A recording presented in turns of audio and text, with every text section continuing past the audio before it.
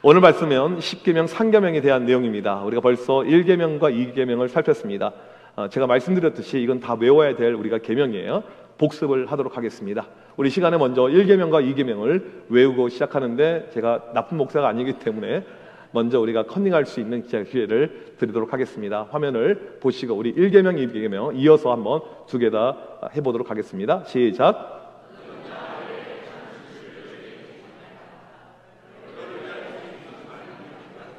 화면을 지워주세요. 시작!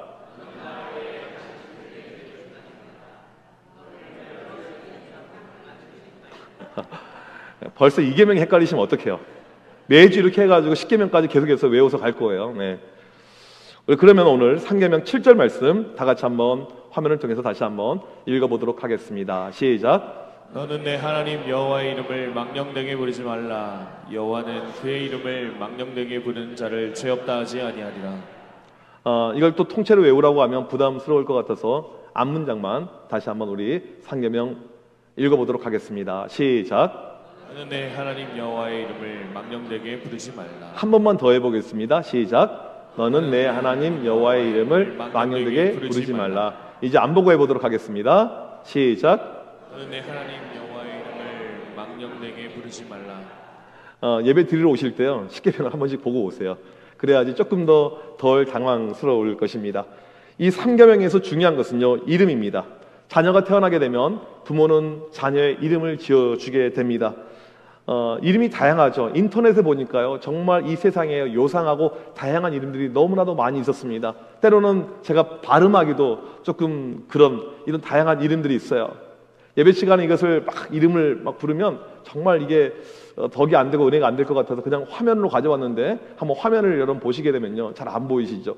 정말 요상한 이름들, 특별한 이름들, 다양한 이름들, 이런 이름들이 너무나도 많아요. 때로는 입에 담기 좀 그런 이름들도 많이 이렇게 있습니다.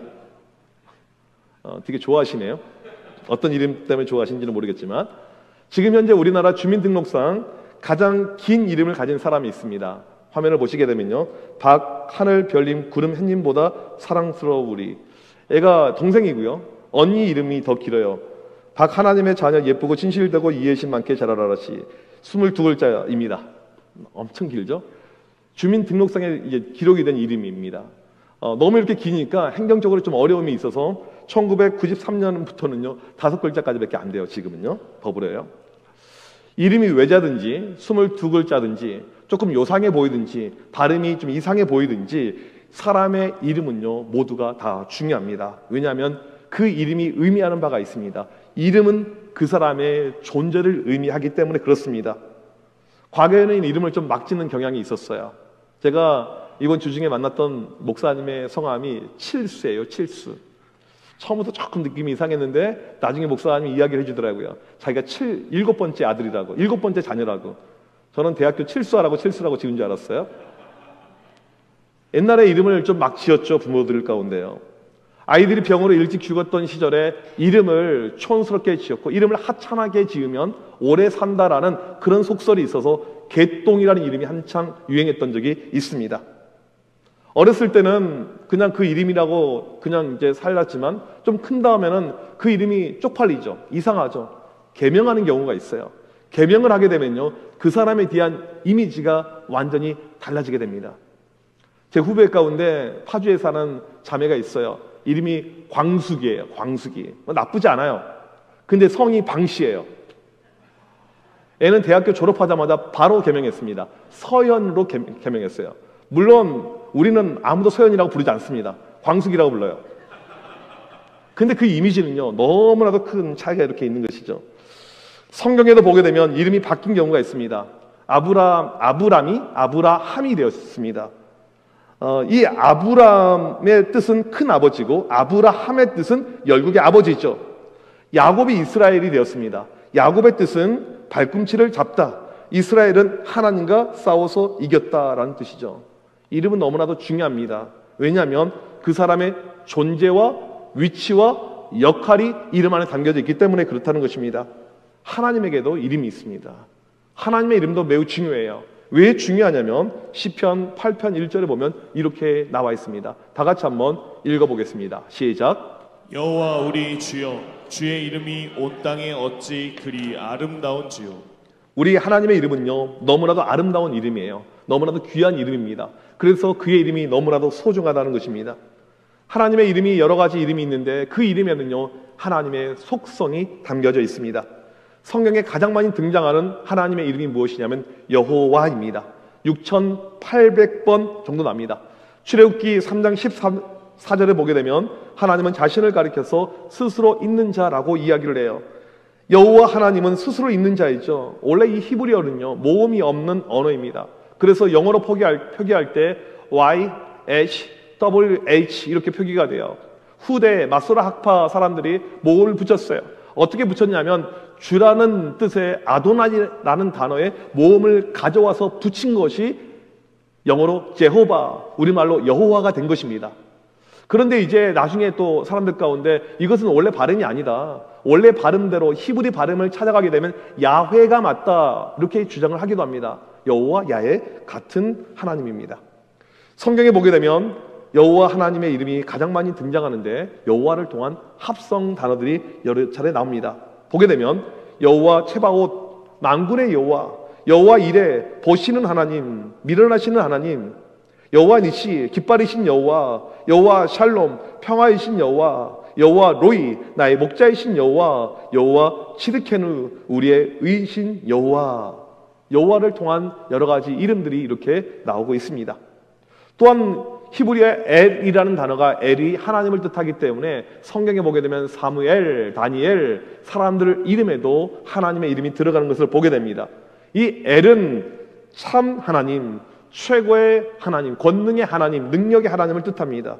이 복수형이 엘로힘이에요. 창세기 1장에 등장하는 하나님은 엘로힘 하나님이죠. 복수형으로 등장합니다. 엘 샤라이, 전능하신 하나님, 엘 엘련, 지극히 높으신 하나님. 또한 우리가 보통 주님이라고 부르는 단어가 있죠. 아도나이입니다. 이렇게 구약에 하나님의 이름들이 다양하게 나와 있어요. 오늘 3계명은 하나님의 이름에 대한 계명입니다. 우리가 앞서서 2번 읽었지만 한 번 더 이 말씀을 읽어보도록 하겠습니다. 7절 말씀 시작. 너는 내 하나님 여호와의 이름을 망령되게 부르지 말라. 여호와는 그의 이름을 망령되게 부르는 자를 죄 없다 하지 아니하리라. 여러분, 이 3계명을 볼 때 어떠한 느낌이 드십니까? 이 계명에 비교해서 조금 쉽다라는 느낌이 들 수 있을 거예요. 살면서 하나님의 이름을 망령되이 막 불러본 적 있는 분 계십니까? 그런 사람은 거의 있지 않을 거예요. 3계명은 그래도 10계명에서 난이도가 좀 낮구나라고 생각이 드실 수 있을 것입니다. 오늘 말씀에서 망령되게 부르지 말라. 망령이 히브리어로 사베라는 단어인데 헛되이, 무가치하게 이런 뜻이에요. 그러니까 하나님의 이름을 오용하지 말라라는 그런 어떤 뜻입니다. 이 10계명이 좀 3계명이 쉬워 보이지만 성경에 보게 되면 하나님께서 이 하나님의 이름에 대해서 매우 민감하신 것을 알 수가 있습니다. 우리가 이 이름을 어떻게 부르느냐에 따라서 성경에 복을 주기도 하고요, 그 이름을 잘못 부르게 되면 저주가 임한 것을 우리가 보게 됩니다. 우리의 일상에서 하나님의 이름을 잘 사용하게 되면 여러분의 삶이 축복이 되게 되는 것이고요, 하나님의 이름을 잘못 사용하게 되면요, 여러분의 삶이 저주가 될 수 있다는 그런 뜻입니다. 우리 출애굽기 20장 24절 말씀 다 같이 한번 읽겠습니다. 시작. 내게 토단을 쌓고 그 위에 내 양과 소로 내 번제와 화목제를 드리라. 내가 내 이름을 기념하게 하는 모든 곳에서 내게 임하여 복을 주리라. 여러분이 살면서 하나님의 이름을 기념하게 하면, 하나님의 이름을 높여드리게 되면 하나님께서 여러분에게 복을 준다고 분명하게 말씀을 하고 있습니다. 반대를 보여드리죠. 말라기 2장 2절 말씀 역시 한번 읽어보도록 하겠습니다. 시작. 너희가 만일 듣지 아니하며 마음에 두지 아니하여 내 이름을 영화롭게 하지 아니하면 내가 너희에게 저주를 내려 너희의 복을 저주하리라. 하나님의 이름을 영화롭게 영광스럽게 만들지 못하면 너희에게 저주가 있을 거라고 이야기합니다. 이렇게 볼 때 이 3계명은 매우 중요한 계명이에요. 하나님의 이름을 우리가 어떻게 사용하느냐에 따라서 축복과 저주가 왔다 갔다 할 수 있는 그런 계명이라는 것입니다. 이렇듯 하나님의 이름이 소중하다는 것을 구약에서부터 일찌감치 사람들은 알고 있었습니다. 성경을 필사했었던 이 서기관들이 보게 되면 하나님의 이름이 성경에 등장하게 되면요, 이들이 두렵고 떨었어요. 여호와라는 단어가 등장하게 되면 이들이 성경을 필사하는 것을 중단하고요, 목욕을 하러 갑니다. 그리고 몸을 씻어요. 쓰고 있었던 이 붓을 이것을 다시 한번 씻습니다. 그리고 다시 한번 써요. 그만큼 하나님의 이름에 민감했어요. 여러분 성경을 보다 보면요, 여호와가 반복적으로 나오는 구절이 있습니다. 예레미야 32장 2절 말씀을 필사하면요, 이를 행하시는 여호와 목욕을 하러 가요. 바로 끝나고 바로 그것을 성취하는 여호와, 그의 이름을 여호와, 이 짧은 구절 하나 쓸 때요 3번을 목욕하면서 그렇게까지 하나님의 이름에 대해서 이들이 두렵고 떨리는 마음을 가지고 갔다라는 사실입니다. 소중히 여겼다는 것이죠. 그렇다면 여러분들 가운데 성경 필사하신 분들이 계실 것입니다. 아, 목사님, 그러면 우리도 성경 필사할 때 하나님, 예수님 나오면 목욕을 해야 됩니까? 부담스럽죠? 안 그러면 그냥 성경을 읽을 때, 내가 통독할 때 하나님, 주님 이름이 나오게 되면 최소 좀 숨을 가다듬고 경건한 자세를 다시 한번 가져야 될까요? 오늘 이 십계명은요 그런 의미의 내용은 아니라는 사실입니다. 이 삼계명은요 소극적인 의미가 있고요 적극적인 의미가 있습니다. 이제 이 본문을 통해서 이 삼계명이 우리에게 주는 의미가 무엇인가를 한번 살펴보겠습니다. 먼저 첫 번째로 삼계명의 소극적인 의미를 보겠습니다. 첫 번째로는 하나님의 이름을 주술적으로 사용하지 말라라는 뜻입니다. 당시 가나안의 종교들은요 자기들의 신의 이름을요 주술적으로 사용했습니다. 바알을 그냥 외치기만 하면 되는 거예요. 그러면 능력이 있다라고 믿었습니다. 가나안 땅에 들어가는 이스라엘 백성들도 마찬가지죠. 그냥 하나님의 이름을 바알 종교들처럼 그냥 부리기만 하면 능력이 있다, 이렇게 착각할 수가 있는데 하나님이 그것 아니다라고 이야기를 하신 것입니다. 그 이름을 부른다고 해서 능력이 나타나는 것이 아니고요, 우리가 그 이름의 능력을 믿어야 되죠. 하나님의 이름의 능력을 믿을 때 능력이 나타나는 것이지 그냥 의미 없이 이름을 부른다고 해서 능력이 나타나지는 않는다는 사실입니다. 사도행전 19장에 보게 되면 사도 바울이 에베소에 가서 복음을 증거합니다. 놀라운 능력의 역사가 많아요. 에베소가 어떠한 지역입니까? 이 에베소는 주술과 미신이 아주 강했던 도시입니다. 여기에서 이 바울이 예수의 이름을 증거할 때마다 역사가 나타나는 거예요. 예수의 이름을 증거할 때마다, 아니 다른 것 아무것도 하지 않고 바울이 예수의 이름으로 바로 귀신들이 나가는 거예요. 귀신들을 사람이 도시 안에 얼마나 많이 있었는지 바울이 가서 그냥 예수의 이름 이것만 증거하는 순간에 귀신들이 나가는 모습을 사람들이 본 것입니다. 이때 제사장 스가랴의 7 아들들이 그 모습을 보면서 이런 반응을 한 거예요. 대박, 와 대박, 저거 하면 우리 돈 많이 벌겠다, 이런 마음이 든 거예요. 우와, 귀신 들린 사람한테 가서 In the name of Jesus, 예수의 이름 이것만 이야기하면 귀신이 날아가고 이 부모들이 돈을 주겠네, 이런 마음을 가져요. 그리고 이 사람들이 어떻게 하냐면 귀신 들린 사람을 쫓아다녀요. 그리고 가가지고 이야기합니다. 예수의 이름으로. 근데 이 악귀가 뭐라고 이야기하냐면 내가 예수도 알고 바울도 아는데 넌 누구냐? 이 사람들이 도망쳐 나가요. 예전에 저희 시골에서 어떤 일이 있었냐면 동네에 귀신 들린 사람이 있었습니다. 그래서 귀신 들리면 막 힘이 세지거든요. 초월적인 힘이 있어요. 집에 이 사람을 가둬놨습니다. 누구도 근접하지를 못해요. 교회 한 집사님 가운데 믿음의 담력이 생겼습니다. 저건 내가 쫓아야지. 그리고는 그 잠겨있는 그 집에 들어갔어요. 그리고 귀신 들린 사람 얼마나 막 눈이 무섭습니까? 그 사람을 딱 앉았어요. 그리고 예수 이름 이야기하려고 하는 그 순간에 먼저 이 사람이 이 집사님 귀를 확 잡더니 하나님은 능력이 있어. 네 귀랑 내 귀를 바꿀 수 있다. 도망쳐 나갔어요. 여러분, 이름을 그냥 부른다고 해서 거기에 능력이 아니죠. 그 능력을 믿을 때, 그 능력을 의지할 때 이것이 능력이라는 사실입니다. 하나님의 이름을 주술적으로 사용하지 말라라는 첫 번째 의미가 있습니다. 두 번째로 하나님의 이름을 저주하지 말라라는 그런 의미가 담겨져 있습니다. 레위기 24장에 보게 되면 한 사람이 등장합니다. 아버지는 애굽 사람이고 어머니는 이스라엘 사람이에요. 이렇게 출애굽을 하게 된 것이죠. 아마도 이 친구가 어렸을 때 신앙교육을 잘 못 받았던 것 같아요. 이제 출애굽하는 과정에서 다른 이스라엘 사람하고 싸움이 붙어요. 그때 싸울 때 어떻게 하게 되냐면 하나님의 이름으로 상대방을 모욕하고 저주를 하게 됩니다. 이 당시 이런 모습은요, 이방 종교에서 흔한 모습이었어요. 신의 이름으로 모욕하면요, 이 모욕, 이 저주가 세집니다. 그 대표적인 사람이 누구냐면 골리앗이죠. 골리앗이 다윗이 나섰을 때요, 모든 신들의 이름으로 저주해요. 하나님은 그렇게 하지 말라는 거예요. 내 이름은 그렇게 사용이 돼서는 안 된다. 그래서 결국 이 형제를 죽이게 됩니다. 돌로 쳐서 죽이게 돼요. 하나님의 이름을 저주하는 데 사용하지 말라, 이거죠. 세 번째로는 맹세의 도구로 사용하지 말라는 것입니다. 당시 거짓 맹세들이 너무나도 많았습니다. 일반적인 모습이었어요. 왜 하나님의 이름으로 맹세하지 말라라고 이야기했냐면 실제로는요, 하나님을 향한 아무런 마음이 없어요. 그냥 허상으로 하는 거예요.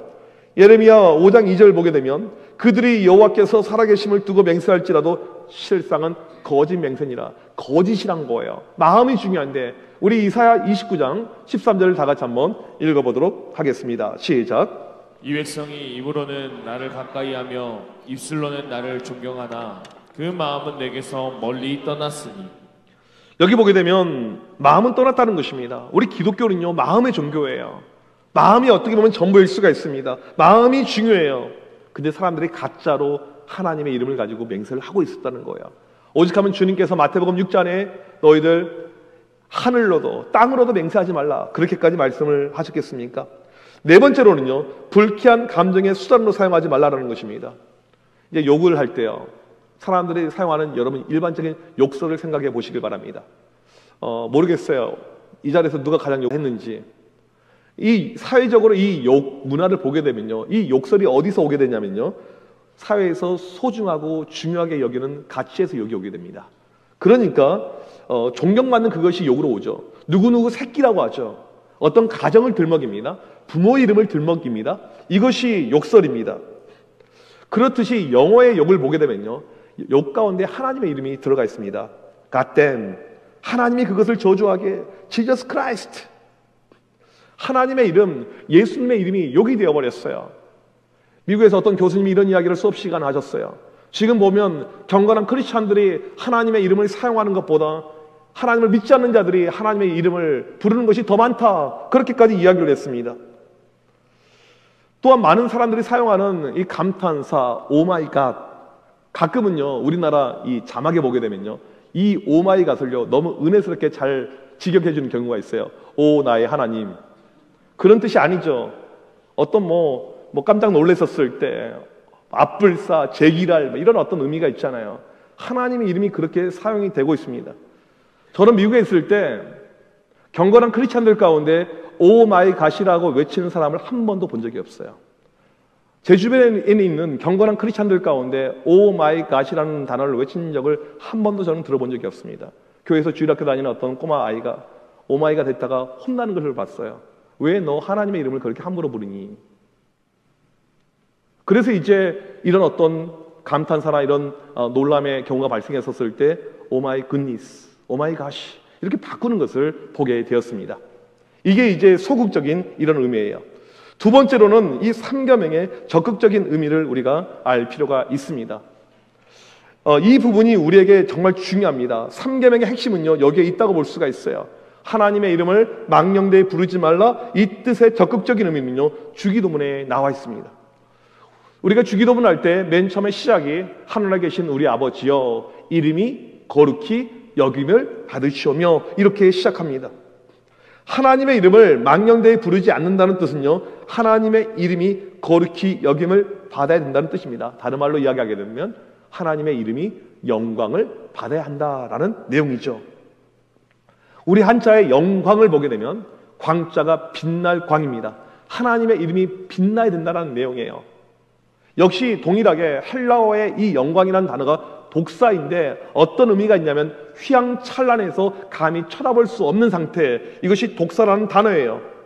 우리의 삶에서 하나님의 이름이 그렇게 빛나야 된다는 사실이죠. 우리의 삶을 통해서 하나님의 이름이 빛날 때 내가 삼계명을 지키고 있다는 사실입니다. 실은 이것은요 우리의 정체성이기도 합니다. 여러분, 우리를 뭐라고 부릅니까? 그리스도인, 영어로 크리스찬이라고 하죠. 헬라어로 크리스찬루스 이렇게 이야기합니다. 이 뜻이 무엇이냐면 그리스도에게 속한 자, 그리스도를 본받는 자, 그리스도를 따르는 자라는 거예요. 이 말은 우리의 행동을 통해서 하나님의 이름이 달라질 수 있다는 것입니다.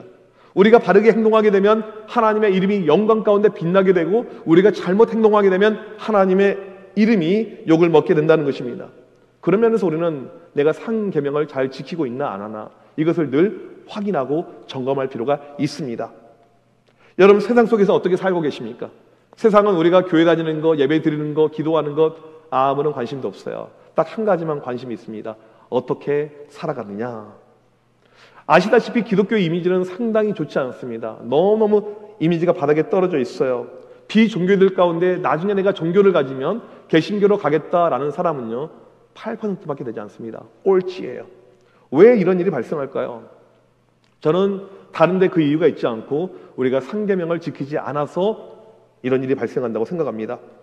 최근에 드라마나 영화를 보게 되면요 이 드라마 영화 속에 기독교의 모습들, 교회의 모습들이 한껏씩 등장하는 경우가 있습니다. 조금 지났지만 넷플릭스 더 글로리에서 연전이 고등학교 때 그렇게 괴롭혔던 사라라는 이 아이가 있어요. 목사의 딸이죠. 사라는요. 교회에서 거룩하게 이 찬양들을 섬기고 있습니다. 그런데 이 친구의 이미지가 어떤 이미지입니까? 정말 나쁜 이미지예요. 기독교의 이미지 더 글로리에서는요 이건 말뿐 사랑이지 진짜 사랑의 모습이 아닙니다. 사랑과 전혀 상관이 없어요. 목사 딸이 가장 못돼 처먹었습니다. 이게 이 드라마에서 모습이죠. 군인들 탈영병을 이렇게 잡는 DP 이 드라마 DP2를 보게 되면 군대에서 가혹행위를 당하고 어려운 일을 겪어서 탈영하거나 또 자살하는 경우가 발생하는데 그것을 몰래 덮는 역할로 육군 법무실장 원스타 준장 등장합니다. 바로 지진이에요. 독실한 크리스천으로 등장합니다. 이 사람은요 모든 명령을요 교회에서 해요. 기도하면서 명령합니다. 근데 정말 나쁜 인간이에요. 또한 드라마 런온에서 임지한의 아버지 역할로 박영규가 국회의원으로 등장합니다. 식사할 때마다 기도해요. 박영규는요.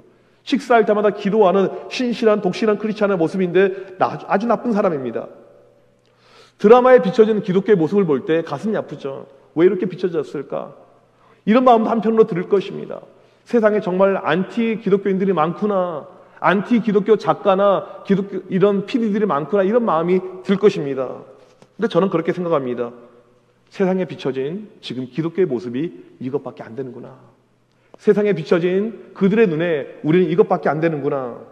인터넷에 나의 기독교 경험 사이트가 있더라고요.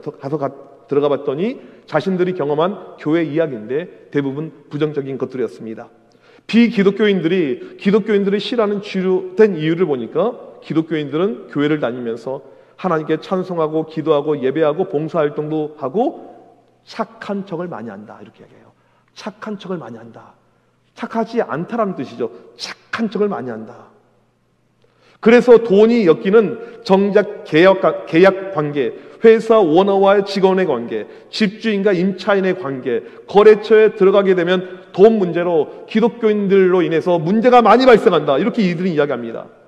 실제로 저번에 사택 전세 계약할 때 어느 아파트를 저희가 들어가려고 봤는데 처음부터 계약이 안 됐어요. 교회는 안 된다, 교회는 안 된다 이거였어요.